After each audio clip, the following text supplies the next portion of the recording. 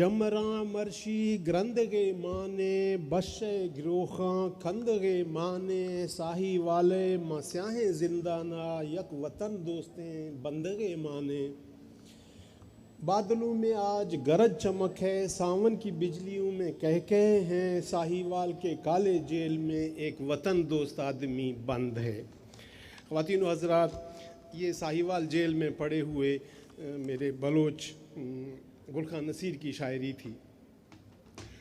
وہ اس جیل میں پڑا ہوا تھا اور اس کو ایک دن خبر ملتی ہے کہ سندھ سے شیخ ایاز بھی اس جیل میں لائے جا رہے ہیں. میں حیران ہوتا ہوں کہ جی 3 جگہوں پہ آپ ویلکم نہیں لکھ سکتے. 3 جگہیں ایسی ہیں جہاں آپ خوش آمدید نہیں کہہ سکتے. آپ نے کسی قبرستان کے اوپر ویلکم نہیں دیکھا ہوگا. آپ نے کسی ہاسپٹل کے مین گیٹ پہ کبھی ویلکم لکھا ہوا نہیں دیکھا ہوگا. آپ نے کسی قید خانے کے انٹرنس گیٹ پہ کبھی ویلکم لکھا ہوا نہیں دیکھا ہوگا. مگر میرا وطن ایسا ہے کہ جہاں تاریخ مسخرہ ہے، اس مسخرہ گیری میں بہت سارے مسخرہ گیری کے حرکات ہم سے سرزد ہو جاتے ہیں. جو نظم انہوں نے شیخ ایاز کے لیے جیل میں سے لکھا، اس نظم کا عنوان ہے ویلکم. وشات ایاز وشات شاہر وشگریں وشات سندھے وش زبانیں توتی بیا او درہبر بیایا سے. ترجمہ یہ ہے کہ ویلکم ایاز، ویلکم اے خوبصورت شاعر، ویلکم. اور اے سندھ کے خوش زبان پرندے، ویلکم. اے موتی لفظ ویلکم.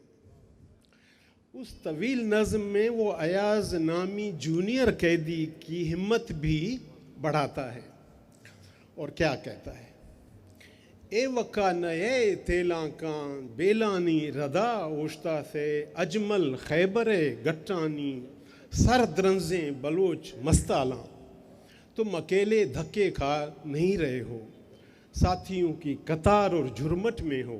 اجمل خیبر کے دشوار پہاڑوں سے اور انکار میں سر زور سے جھٹکنے والے بلوچوں کی جمگھٹ میں ہو. آخر میں وہ 2 مصرے دعا کی صورت میں شیخ ایاز کے لیے کہتا ہے، جو بھی تازہ جیل میں آیا ہے: زندانہ تہار دے مینا گروخی کندگاں کندہ سے. اس منہ کالے قید خانے میں خدا کرے تم کڑکتے بادلوں کی طرح کہہ لگاتے رہو. اداس مت ہو جاؤ، خوف مت کھاؤ اور تھکو مت. خواتین و حضرات، بلوچستان وادیوں کا کنفیڈریشن ہے. اس کی ہر وادی چاروں طرف پہاڑوں میں گھرا ہوا ایک پیالہ یا ایک باؤل بناتا ہے یا بناتی ہے وادی ہے. یہ کنفیڈریشن آف باؤلز کا جو دارالحکومت کوئٹہ ہے، وہ خود ایک وادی ہے جس کے چاروں طرف بڑے بڑے بلند پہاڑ ہیں. اور سب سے اونچا پہاڑ اس کا مشرقی کنارہ تشکیل دیتا ہے. اس پہاڑ کا نام ہے کوہ مہردار. مہر محبت کو کہتے ہیں، مہر سورج کو بھی کہتے ہیں. اس پہاڑ کی خاصیت یہ ہے کہ وہ 11,000 فٹ بلند پہاڑ ہے. وہ اوپر جب جاتا ہے وہ پہاڑ تو چوٹی ایک نہیں بناتا ہے، 4 چوٹیاں بناتا ہے.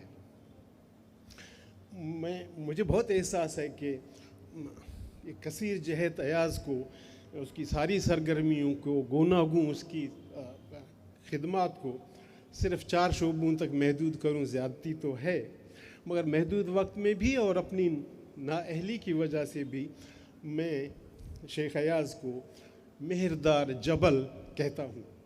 4 شاخہ پہاڑ. کوہ مہردار کے 4 شاخہ پہاڑ یعنی شیخ ایاز کی سب سے بلند چوٹی کا نام شاعری ہے. دوسری شاخ اس کی نثر نگاری ہے. تیسری بلندی اس کے خیالات ہیں سیاسی. اور چوتھی نسبتاً چھوٹی چوٹی جو ہے وہ اس کی تنظیمی اور سیاسی سرگرمیاں میں نے اس طرح بانٹا ہے. اور یہ انکساری اور عاجزی کی بات نہیں ہے. حقیقتاً شیخ ایاز جیسے گوناگوں شخص پہ 20-25 منٹ میں 10-15 منٹ میں بات کرنا اس کے کسی بھی فکری فالوورز کے لیے آسان نہیں ہے. بہرحال توکل بر خدا، میں اس بڑے پہاڑ کا طواف شروع کرتا ہوں. خواتین و حضرات، مستوکلی کی مہین و مبین سرزمین بلوچستان میں ہم شاعر کو شاعر نہیں کہتے، ہم احترام کے ساتھ شاعر کو شاہ یار کہتے ہیں. اور ہم سب کو معلوم ہے کہ اس خطے میں شاہ کس روحانی شخصیت کو کہا جاتا ہے، اور شاہ کا اصلی یار کون ہے، شاعر کون ہے. میرا اندازہ یہ ہے کہ کامن مین جب اپنے آپ کو آئیڈینٹیفائی کرے اس شاعر کے ساتھ، اس کی شاعری کو اون کرے، ایک تو وہ خاصیت ہے، اور دوسری یہ کہ اس کا ایک ایک مصرع اس کی قیمت نہ کوئی شاہ ادا کر سکے نہ کوئی گدا ادا کر سکے. یہ جو گویا، اور تیسری چیز commitment to the motherland ہے، اپنی سرزمین کے ساتھ کتنا کمیٹڈ آدمی ہے، وہ شاہ یار ہے میری نظر میں.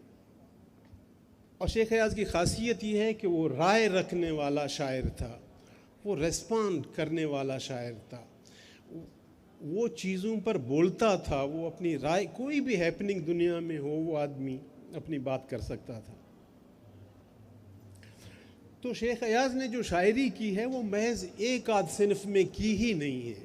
اس نے کمال یہ کیا ہے کہ سندھی زبان کے اپنے وسیع آنچل پر موجود ہر چھلملاتے ستارے پر اس نے طبع آزمائی کی. انٹرنیشنل اپنی جگہ پہ نثری نظم انہوں نے لکھی، ہائیکو لکھی، لیکن جو سندھی کی اپنی چیزیں تھیں اس نے نظمیں لکھیں، گیت کے گل بکھیرے، وائی کے پیر چھوئے، غزل سرائی کی، بیت بانی کی، دوہے الاپے اور طویل منظوم ڈرامے لکھے.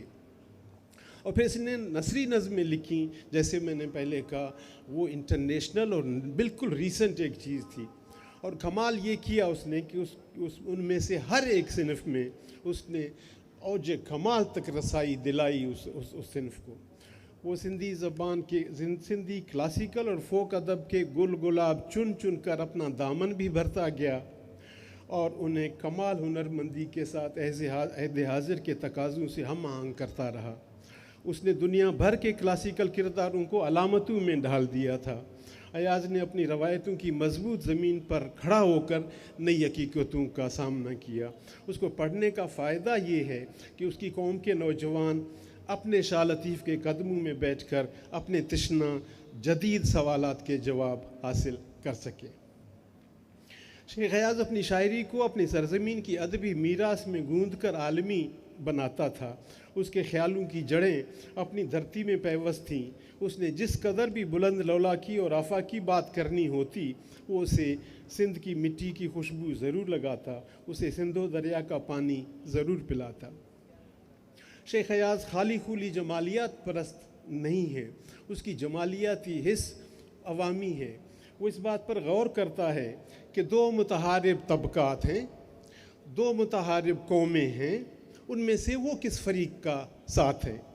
اس نے اپنی شاعری کو سندھ کی گلزمین کے ساتھ باندھے رکھا. اس نے سندھ کے عوام کی بھوک، پیاس اور دکھ سکھ کے بارے میں لکھا. اور پھر ناممکن لگتا ہے کہ جمالیات اور آگ اکٹھے رہ سکیں، رومانیت اور آگ اکٹھے رہ سکیں. ایاز کا کمال یہ ہے کہ اس نے آگ اور رومانیت اور جمالیات کو ایک گھاٹ میں رکھا اور کامیابی کے ساتھ رکھا. مگر خواتین و حضرات، شاعری اکیلی تو نہیں آتی. شاعری کے بہت سارے ساتھی ہیں، سنگی ہیں. تصور کریں کہ ایاز جتنا اچھا شاعر کتنا اچھا موسیقی شناس ہوگا، اور اس نے موسیقیت کو کتنی ترقی دی ہوگی. اسی طرح جو ایاز اچھا شاعر ہو اور اتنا اچھا موسیقی شناس ہو، وہ میوز کی دیوی نے اس کو رقص شناسی کتنا دیا ہوگا، ہم تصور کر سکتے ہیں. ایک اور بائی پروڈکٹ بھی دیکھیے کہ فائن آرٹس کے اتنے بڑے اسپیشلسٹ کا موجود ہونا ہی ادب اور سماج کو متاثر کرنا ہوتا ہے۔ آپ تصور کریں کہ ایاز کی سوچ نے اور کتنے ایاز پیدا کیے ہوں گے، ان میں کتنے شاعر ایاز ہوں گے، کتنے ناولسٹ ہوں گے، ادبی کارکن ہوں گے اور سیاستدان ایاز ہوں گے۔ بڑا آدمی بے شمار لوگ پیدا کرتا ہے۔ اس کا خوبصورت نتیجہ یہ نکلا کہ اس وقت سے لے کر آج تک سندھ میں جو پروگریسو ادب لکھا جا رہا ہے وہ اس پورے خطے میں جاندار ترین ادب ہے۔ اور پھر شاعری کا مطلب زبان کی ترقی بھی ہے۔ سندھی زبان کو آسمان تک بلند کرنے والے ایاز کی اس خدمت کو بالکل فراموش نہیں کیا جا سکے گا۔ ایک شخص نے سندھی زبان کو ڈکشن، امیجز، اسلوب اور موضوعات سے مالا مال کر دیا تھا۔ اس کی شاعری کی بھی سب سے بڑی چوٹی جو ہے وہ تو شاہ لطیف کی شاعری کا منظوم ترجمہ ہے۔ شاید شیخ ایاز لطیف شناسی کے زمرے میں اہم ترین لوگوں میں سے ایک ہے۔ اور لطیف شناسی کا مطلب کیا ہے؟ لطیف شناسی کا مطلب یہ ہے کمٹمنٹ شناسی، بلوچ شناسی، سندھی کلاسک شناسی، عورتوں کی حقوق شناسی۔ بلا شبہ ایاز ان اولین چند دانشوروں میں سے ہے جنہوں نے لطیف کو دنیاوی معاملات کا اسپیشلسٹ بنا دیا تھا۔ مہردار جبل ایاز کی چوٹی نمبر 2 کا نام اس کی نثر ہے۔ بلا شبہ ایاز کی نثر بہت گداز جمالیات میں لپٹی ہوئی اور بہت تخلیقی ہے۔ اس نے ادب کی چاشنی میں لپٹے ہوئے جو اخباری اداریے لکھے وہ عوام میں اب تک نہیں آ سکے۔ اس نے 3 جلدوں میں اپنی شاہکار آٹو بایوگرافی لکھی۔ اسی طرح اس کے خطوط بہت ادبی اور حسین پہرائے کی تصنیفات میں سے ہیں۔ اور اس کی سایہوال جیل کی ڈائری تو خوبصورت ترین مشاہدات اور فکری گہرائی سے بھری کتاب ہے۔ اسی طرح اس کے کیے ہوئے شاہکار تراجم بھی پڑھنے کے قابل ہیں۔ شیخ ایاز کی شعری اور نثری تخلیقات کے حوالے سے میں 1-2 تجاویز پیش کرتا ہوں۔ 1، اس کی شاعری کے مزید حصوں کو موسیقی اور گلوکاروں کی پذیرائی کی ضرورت ہے۔ 2، اس کی شاعری اور نثر کو دوسری قومی زبانوں میں ترجمہ کرنے کی بہت ضرورت ہے۔ اور سب سے پہلے اس ادبی خزینے کا ترجمہ بلوچی میں ہونا چاہیے۔ اس سلسلے میں شیخ ایاز کی اردو میں ترجمہ شدہ 3 چیزیں مجھے دلچسپ بھی لگیں اور نسبتاً مختصر بھی۔ پہلا تو ساہیوال جیل کی ڈائری ہے جو 225 صفحات کی ہے۔ اس کے خطوط 135 صفحات پر مشتمل ہیں۔ اور تیسرا شہج و رسالوں کے لیے جو اس نے مقدمہ لکھا وہ 100 صفحات پر مشتمل ہے۔ میرا خیال یہ ہے کہ میں ان تینوں میں سے مقدمہ کا بلوچی ترجمہ کروں، اس لیے کہ بٹائی صاحب کو سمجھنے کی ایک کلید اور کنجی ہے۔ اسی طرح یہ مقدمہ ایاز کی علمیت کا بہترین نمونہ بھی ہے۔ مجھے یقین ہے کہ میں 1 سال میں یہ کام کر لوں گا تاکہ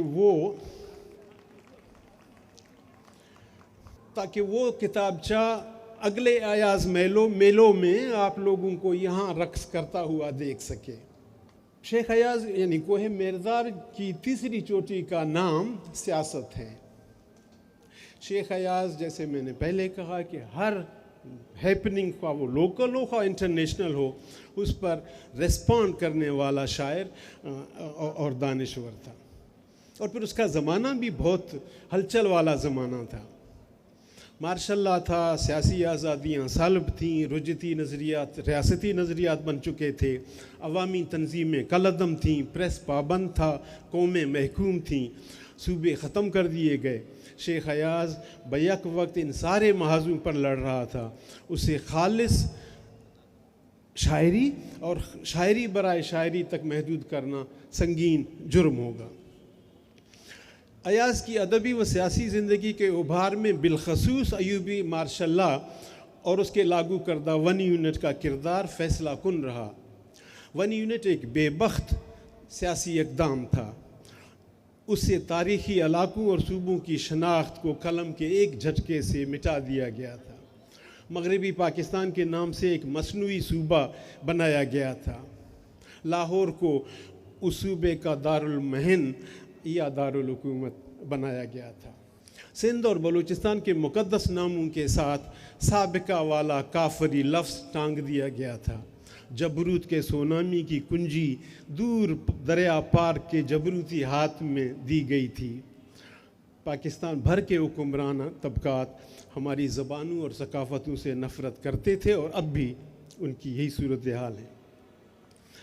مگر اسی 1 یونٹ کو 16,000 کوسنے دینے، 17,000 گالیاں دینے اور 18,000 بددعا دینے کے بعد یہ ضرور سوچئے کہ اس سیاہ کالے 1 یونٹ ہی کی بدولت ہمیں بلوچستان میں گلخان نصیر نامی ستارہ ملا، پنجاب میں عوام کے ساتھ اپنی زندگی اور موت وابستہ کرنے والا حبیب جالب ملا، ہمیں پشتونخوا میں اجمل خٹک ملا، ہمیں سندھ میں لافانی و لاسانی ایاز ملا، اور پھر جب ایاز پر کفر و غداری کے الزامات کی یلغار اپنی انتہا کو پہنچی تو اس کے دفاع میں ایک پوری کتاب لکھنے والا رسول بخش پلیجو ملا۔ 1 یونٹ کی اذیت گاہوں میں سسکتے انسانوں کے ہزاروں واقعات موجود ہیں، ان پر شاعری کی گئی، افسانے لکھے گئے۔ مجھے یقین ہے کہ ان مصائب پر ناول بھی لکھے جائیں گے، فلمیں بنائی جائیں گی۔ اور آج جب بھی نئی نسل کے نوجوان ہم سے پوچھتے ہیں کہ ہمارے اسلاف پر ان ساری مرچ کاریوں، بجلی کرنٹوں، بے حرمتیوں، وطن بدریوں اور پانسی پندوں پر جھولتی نجیب ترین گردنوں کا ہمیں فائدہ کیا ملا؟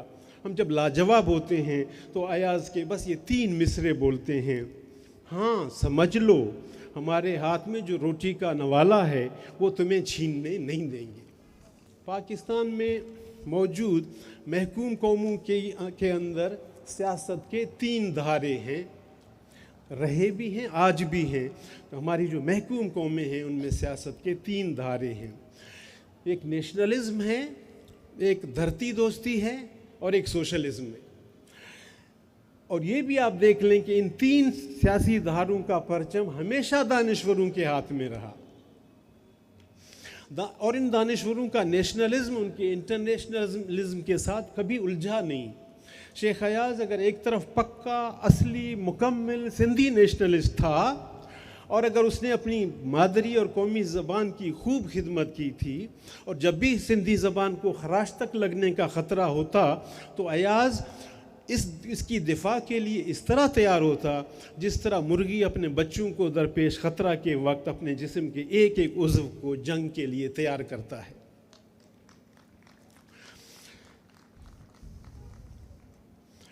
یہ دلچسپ ہے کہ 1947 سے لے کر آج تک ریاست ساری مادری اور قومی زبانوں کو ملیا میٹ کرنے پر تلی ہوئی ہے، اور سندھ میں تو کئی بار سندھی زبان کو بلڈوز کرنے کی کوششیں ہوئیں، لسانی فسادات کا جذباتی ماحول پیدا کیا گیا، مگر اس طرح کے ٹینس ماحول میں بھی شیخ ایاز اردو کے خلاف کسی تعصب میں مبتلا نہیں ہوا۔ اس نے اسی اردو زبان کی میں شاعری کے 2 خوبصورت مجموعے لکھے۔ اسی طرح اس نے شاعروں کے شاعر اور فلاسفروں کے فلاسفر شاہ لطیف کے پورے کلام کا اردو ترجمہ کر ڈالا۔ اتنا بڑا سٹینڈ کوئی مہا انقلابی ہی لے سکتا ہے۔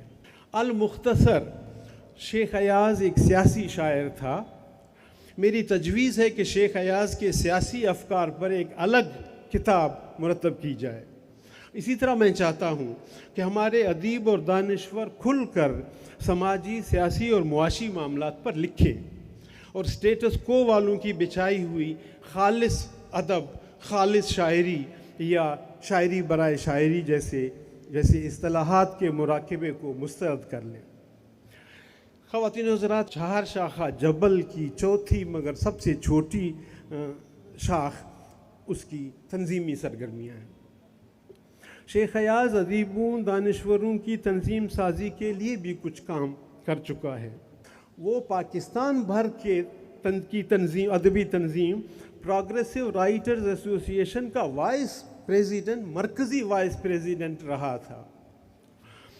اس نے 1967 میں فیض احمد فیض کے ساتھ مل کر، گلخان نصیر کے ساتھ مل کر، اجمل خٹک، سیف الرحمن مزاری، تنویر عباسی، رضا ہمدانی اور جوشملی آبادی کے ساتھ مل کر عوامی ادبی انجمن نامی تنظیم قائم کر دی، جو ابھی بھی کہیں نہ کہیں کراچی میں لیاری میں بلوچ اس کو چلا رہے ہیں۔ میری تجویز یہ ہے کہ اس تنظیمی کام کو جاری رکھا جائے، بکھری ہوئی ادبی تنظیموں کو باہم قریب لایا جائے، جہاں ادیبوں شاعروں کی تنظیمیں موجود نہیں ہیں وہاں تنظیم سازی کی کوششیں کی جائیں، اور ان تمام تنظیموں کے دھارے کو سمیٹ کر عمومی تحریک سے مربوط کرنے کی کوشش کی جائے۔